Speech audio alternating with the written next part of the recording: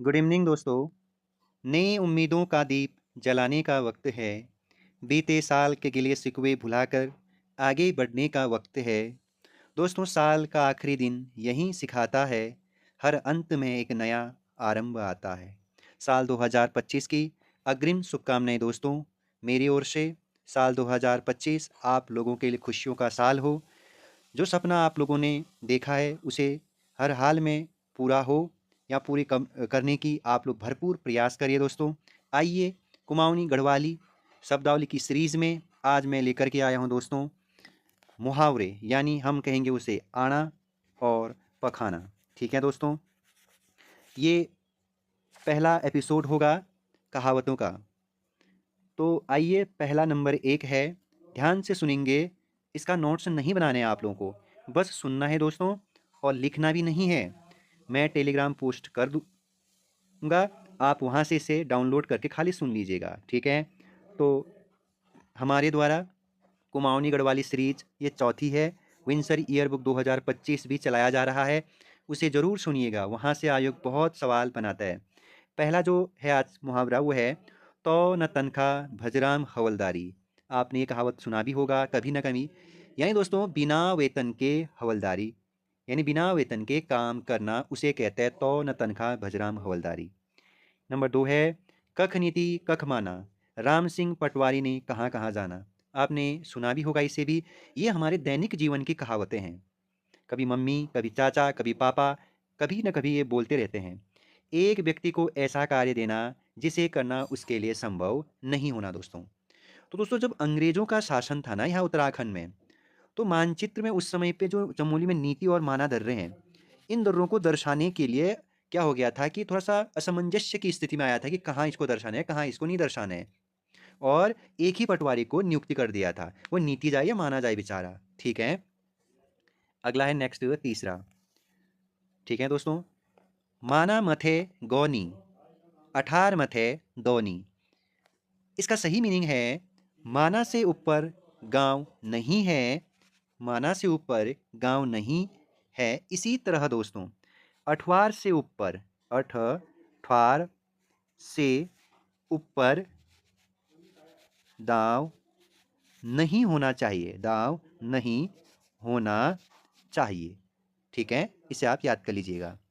Next है, सौ संसार एक मुंशार। इसका जो सही मीनिंग आप लोग निकालेंगे, आप में से सभी मित्रों ने मुंशियारी का नाम सुना भी होगा। इसका सही नाम है, एक तरफ सौ संसार और दूसरी तरफ मुंशियार। अगर बात की जाए दूसरी भाषा में, पूरी दुनिया से अधिक एक रमणीक स्थल है, पर्यटक स्थल मुंशियारी। नेक्स्ट, कख गर की कख बरखी। इसका जो सही मीनिंग आप लोग लेंगे, बादल कहीं गरजता और कहीं और जा करके वर्षा। अगर हम दैनिक जीवन की बात करें, जहाँ जाना था, जहाँ जाना चाहिए था, और या जहाँ जा करके काम करना था, वहाँ न जा करके, वहाँ न जा करके कहीं और जाना दोस्तों। कख गिरकी कख बरखी, ये मम्मी पापा लोग कहते हैं। नेक्स्ट है, बांजू बनू बरखान, बांज बनू बरखान। अगर मीनिंग की बात की जाए, बंजर जमीन में बरसना। अन्य भाषा में बात की जाए, एक और अर्थ की बात की जाए, ऐसी जगह काम करना दोस्तों जहां कोई लाभ मिलने की संभावना नहीं होना, यानी लाभ मिलने की संभावना न होना। नेक्स्ट है दोस्तों, जब जेठ ताप लो तब सौन बारखोल। बात की जाए इस कहावत की, तो आप लोगों ने, बहुत सारे मित्रों ने इसे सुना होगा। जेठ का महीना जितना तपेगा, जेठ का महीना जितना तपेगा, सावन का महीना, यानी सावन के महीने में दोस्तों उतनी ही अच्छी बारिश, यानी बहुत तेज बारिश होती है। ऐसी कहावतें हैं। ये मौसम के बारे में कहावत है, जो इंपॉर्टेंट है। हाँ, नोट डाउन करना, ये बहुत इंपॉर्टेंट, नोट डाउन मत करना, मतलब याद कर लेना। नेक्स्ट है, लाल पीलू धौ बरखा नी ल्यो। दोस्तों, लाल पीलू धौ बरखा नी ल्यो, इसका सही मीनिंग है, सुना ही होगा आप लोगों में से बहुत सारे मित्रों ने। यानी लाल पीले जो बादल होते हैं, जो लाल पीले बादल होते हैं, उन बादलों से बारिश नहीं होती है दोस्तों। उन बादलों से क्या नहीं होती है? बारिश नहीं होती है। ठीक है। नेक्स्ट है दोस्तों, निहुन बरखा का बड़ा बड़ा बूंद। यानी दोस्तों बारिश की जो बड़ी बड़ी बूंदें पड़ना अच्छी बारिश न होने का क्या है? संकेत है दोस्तों।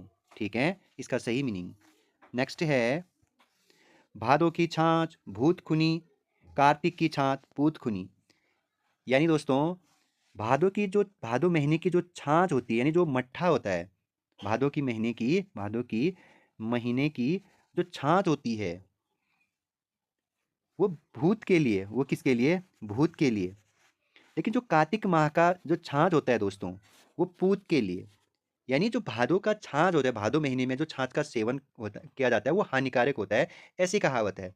लेकिन कार्तिक मास का जो छाछ होता है, वो स्वास्थ्य के लिए बहुत फायदेमंद होता है दोस्तों। ठीक, इंपॉर्टेंट है। नेक्स्ट, गरीब की जवानी और यून की जौन।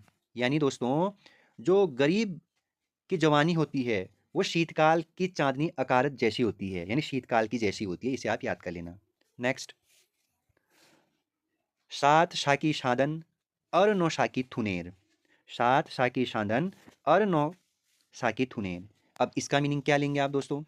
यानी साधन की लकड़ी 7 पुश्तें और थुनेर की 9 पुश्तों तक चलती है, ऐसी कहावतें हैं दोस्तों। यानी लकड़ी के मजबूती के बारे में लोगों के द्वारा एक अनुभव है, ये एक कहावत है।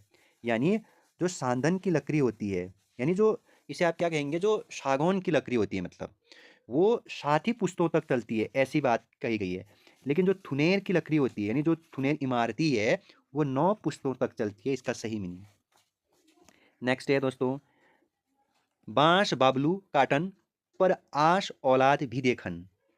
बांस बाबलू काटन पर आस औलाद भी देखन। इसका सही मीनिंग है, घास लकड़ी बेशक काटो पर आने वाली पीढ़ियों का भी ध्यान रखो। अगर बात की जाए, प्रकृति के साथ जरूरत से अधिक छेड़छाड़ नहीं करना चाहिए। यानी प्रकृति के साथ जरूरत से ज्यादा क्या नहीं करना चाहिए? छेड़छाड़ नहीं करना चाहिए दोस्तों। ठीक है। नेक्स्ट, प्रत्येक क्या हुयूं गोरखाली राज। प्रत्येक क्या हुयूं गोरखाली राज।